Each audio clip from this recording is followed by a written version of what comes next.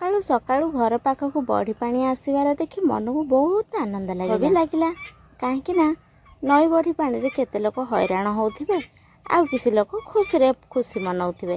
ता भितर मु पुणी भाविली चल दुख सुख मिसेकी गोटे गछटे लगेदेबा। सुंदर फूल गछटे देखिकी मु भाविली आ गोटे जगार जाई लगेदेबी। से जगह को जाई सफा करली तापरे गली गोटे गछ छिंडेकी आनिली। गछ छिंडेकी आनिकी नहीं माटी ताड़ी देकी सांगे सांग पोती देली। पोती देला परे पुणी भाविली ना ना आउ गोटे गछटा को भी पोती दबा। अच्छा ठीक अच्छे आउ गोटे गछ नहीं सांगे सांग ताको पोती देली। बढ़िया चेर भी लगी गछटा भी सुंदर देखा जाउची। तापरे परे मो स्वामी कहले अच्छा चल आम ये माछटा को गड़िया रे छाड़ीदबा लुचिकी छाड़ीबा।